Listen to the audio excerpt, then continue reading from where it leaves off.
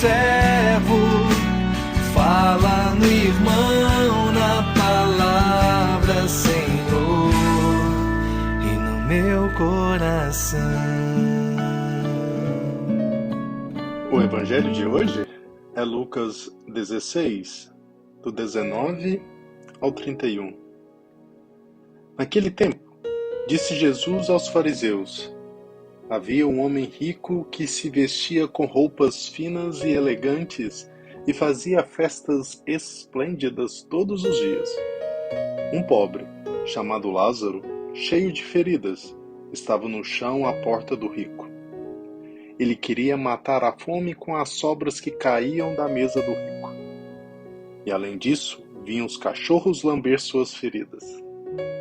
Quando o pobre morreu, os anjos levaram-no para junto de Abraão. Morreu também o rico e foi enterrado. Na região dos mortos, no meio dos tormentos, o rico levantou os olhos e viu de longe Abraão com Lázaro ao seu lado. Então gritou: Pai Abraão, tem piedade de mim. Manda Lázaro molhar a ponta do dedo para me refrescar a língua, porque sofro muito nessas chamas. Mas Abraão respondeu: Filho, lembra-te de que recebeste teus bens durante a vida e Lázaro, por sua vez, os males. Agora, porém, ele encontra aqui consolo e tu és atormentado. E além disso, há um grande abismo entre nós. Por mais que alguém desejasse, não poderia passar daqui para junto de vós, e nem os daí poderiam atravessar até nós. O rico insistiu: Pai, eu te suplico, manda Lázaro à casa do meu pai, porque eu tenho 5 irmãos. Manda preveni-los para que não venham também eles para esse lugar de tormento. Mas Abraão respondeu: Eles têm Moisés e os profetas que os escutem. O rico insistiu: Não, pai Abraão, mas se um dos mortos for até eles, certamente vão se converter. Mas Abraão lhe disse: Se não escutam a Moisés nem aos profetas, eles não acreditarão, mesmo que alguém ressuscite dos mortos.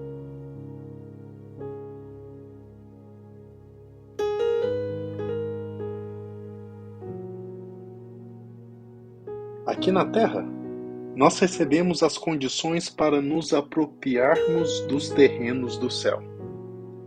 Há, porém, uma condição imprescindível, que é a de partilharmos os bens dos nossos terrenos da terra com os outros moradores. Ninguém é tão pobre que não possua nada para dar, nem igualmente é tão rico que não necessite partilhar com alguém a sua riqueza. Essa parábola nos mostra uma situação, ainda hoje, persistente dentro da nossa realidade de vida. A conjuntura do rico e do Lázaro nos dá uma amostra do julgamento de Deus.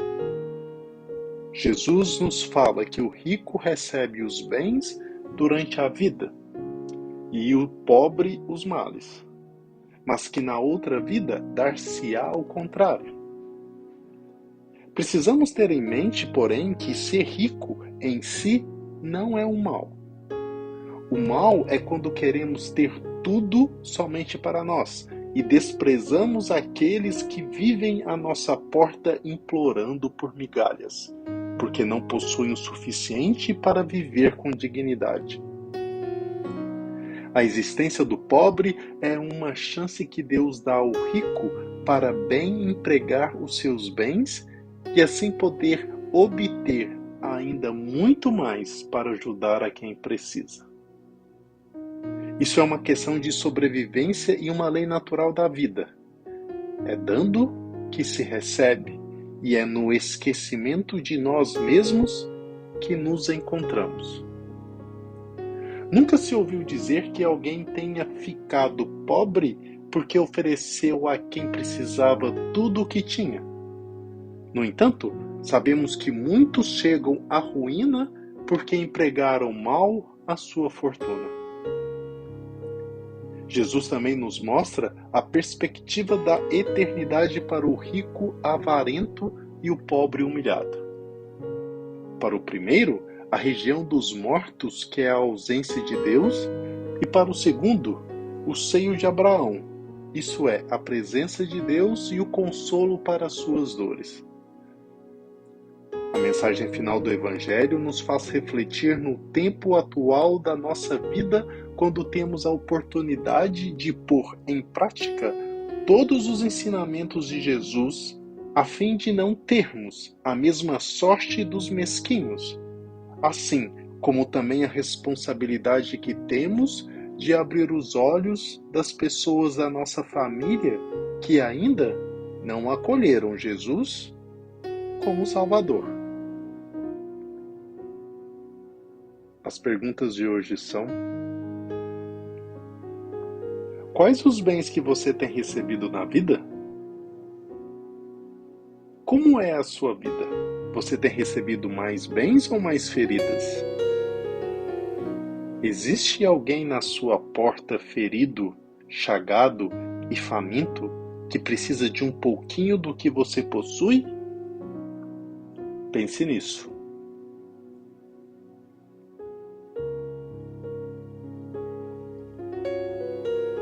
Entre as muitas verdades que propõe Cristo na parábola do rico e pulão, há duas tão destacadas e notáveis que só os ventos de má doutrina que hoje sopram de todos os lados podem tê-las calado em tantos púlpitos e apagado da consciência de tantos cristãos. A primeira aparece logo no pórtico da parábola.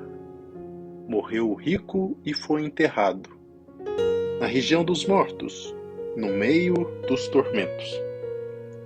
A segunda aparece bem na metade, como que na cúpula de toda essa doutrina evangélica. Há grande abismo entre nós. Por mais que alguém desejasse, não poderia passar daqui para junto de vós, e nem os daí poderiam atravessar até nós. A primeira nos ensina, contra o que fantasiam muitos hereges, que o inferno existe. A segunda, contra o que pretendem alguns teólogos, que suas penas são eternas. Que existe o inferno como lugar a que são condenados junto com os demônios os que morrem em pecado grave. É verdade de fé divina e católica, definida em mais de uma ocasião pelo magistério eclesiástico e formulada com clareza em diversas outras passagens da Santa Escritura. Que suas penas, tanto de dano quanto de sentido, são eternas. Também verdade de fé divina e católica, declarada pela Igreja e calcada em expressões inequívocas de Nosso Senhor, como: retirai-vos de mim, malditos, ide para o fogo eterno destinado ao demônio e aos seus anjos. Isso quer dizer que Deus não aniquila os que morrem privados da graça, mas com toda justiça os condena ao estado a que eles mesmos se condenaram. Nem lhes dá depois da morte uma segunda chance, mas aplica as penas proporcionais à rejeição do bem eterno que é Ele mesmo. Mas, poderíamos pensar, não é demasiado dura essa doutrina? Não é Deus misericordioso? Como iria Ele impor tal sentença a um homem cujas fraquezas morais não parecem merecer tamanhos rigores? Não cabe a nós pedir a Deus contas de seus desígnios. A parte as razões que pode encontrar a teologia para persuadir a perfeita compatibilidade entre a misericórdia e a justiça divina, o que nos importa saber é que a própria misericórdia encarnada hoje nos alerta. Deus leva muito a sério a nossa liberdade e quer, sinceramente, que cheguemos com Lázaro ao descanso do seio de Abraão. Só Ele nos pode conduzir até lá, mas está em nossas mãos rejeitar os seus auxílios e, frustrando os seus desejos de misericórdia, cair sobre a ordem da sua justiça. Que Deus te abençoe. Bom dia.